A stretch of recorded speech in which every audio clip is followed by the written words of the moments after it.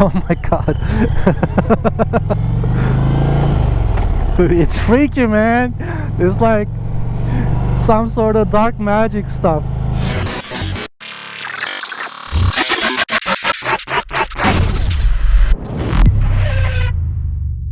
There's some basic settings here, or you can go to all settings, vehicle, shock preload. And that's where you can really fine tune it.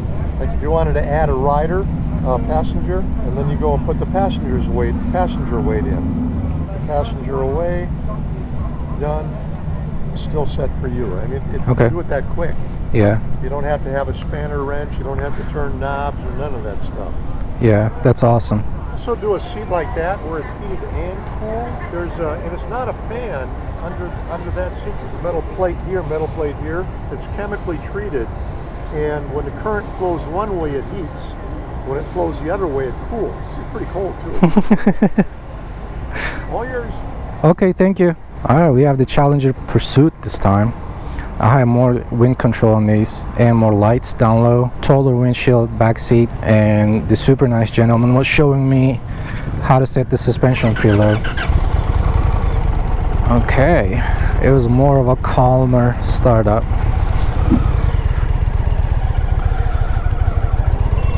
Alright, it's still a bit awkward for me during takeoff. It's such a large bike. And this was the guy who passed me on that bike earlier. Oh, nice M3.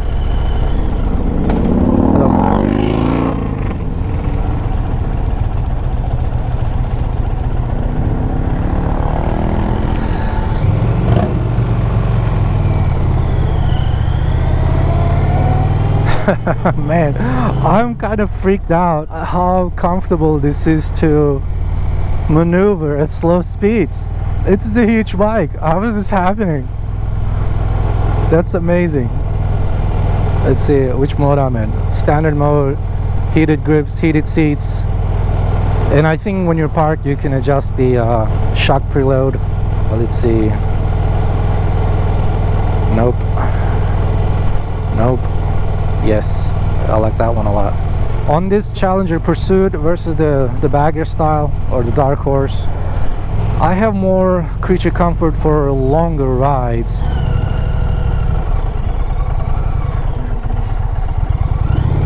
Oh my god. It's freaky, man.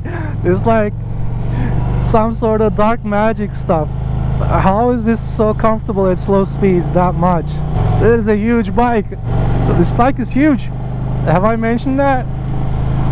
I don't have anyone in the back, so no cars, no passengers. Let me try the brakes real quick. 40. Not bad. This is just amazing. I love this bike. I like that it has electronic adjusting suspension, so you don't have to go in there with a wrench or anything.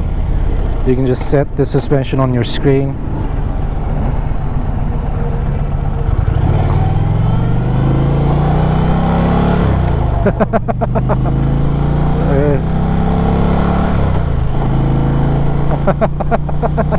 I can't stop smiling. This is so cool, man.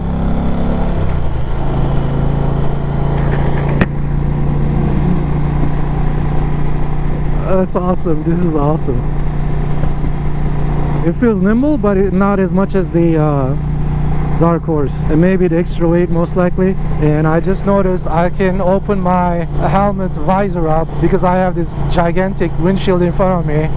I can ride 60 miles an hour with the visor up. That's awesome. Hello. Hello. I love those clicks. Okay, well that's nice.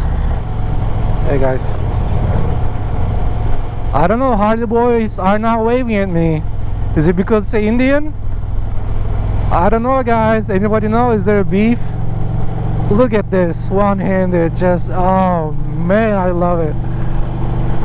I love it. Look at that.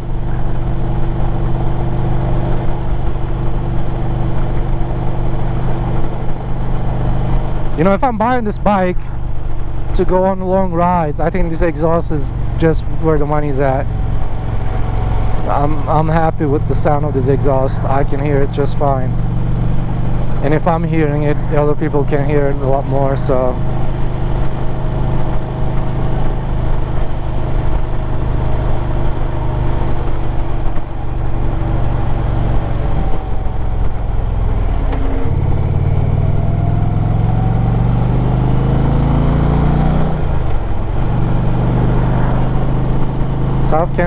South canceling, cancel already, good job. I love it. I love this bike, dude.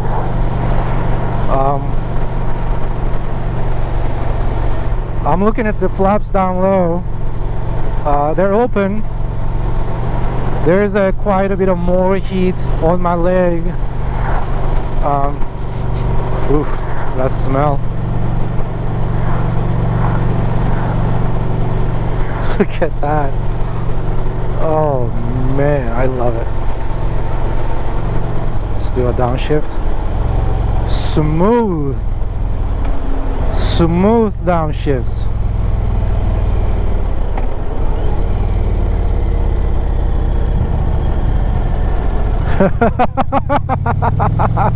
How is it doing that? It just turns, man.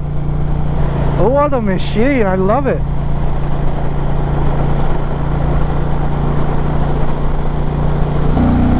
Oh yeah.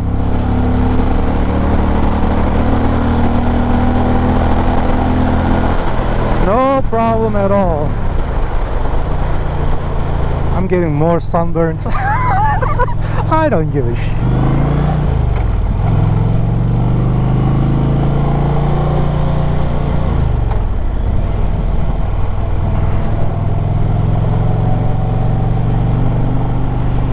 It's interesting. This bike very darty, but something about the R18s, you know, when you're turning in an R18, having all that weight down low makes such a huge difference. Even though this bike is more darty, just goes side to side, no problem. The way that R18 feels on the road, the way that you feel how much planted you are on the road, this is not matching that. And it's because of the weight distribution. Even though this is great, I mean, look at this.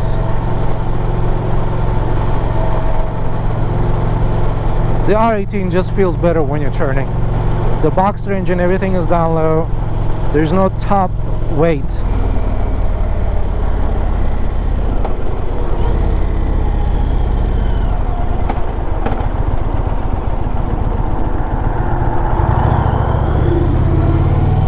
I love it. It's freaking me out how nimble this thing is. That's what she said. I love the click that the foot control for the gear makes. I love that click, that notch. You barely feel it too. It's not like you have to put an extra effort to go over that notch or anything. It's very smooth, but you still get to hear that clunk. It just feels great. This is what I'm talking about, you know, with the electric bikes, without any sound, without any communication between you and the bike. That's a hard thing to beat. You have to offer a lot more of the other stuff as a bike. Oh my god, I'm managing it one-handed. It just look at this. I am doing that. I've only been riding for like 3-4 months, man. This motorcycle makes you a better rider. Let's hear that engine. Nice. Oh, see, that's what I'm talking about. The Harley boys are not giving me the wave. I don't know why. The first 3 years or so, they're very short. And I think it kind of makes sense because this is a highway cruiser. So, you know, you don't want to shift on the highway. You can shift when you're going slow. When you get on the highway speeds, you know, you don't want to shift on this. This seat is so comfortable. Oh man, I love this bike. I love the Indian Challengers. The Dark Horse was amazing. This is also amazing. I personally would just be happy with the Dark Horse. I like the way it looks, and I'm a single guy, so I don't really need the back seat. Dark Horse does have a back seat, just not as comfortable as this one. And I would definitely put this windshield on a Dark Horse, which I was told you can.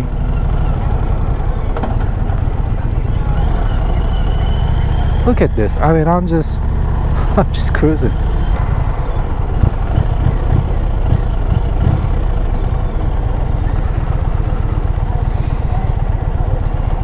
Where's my spot?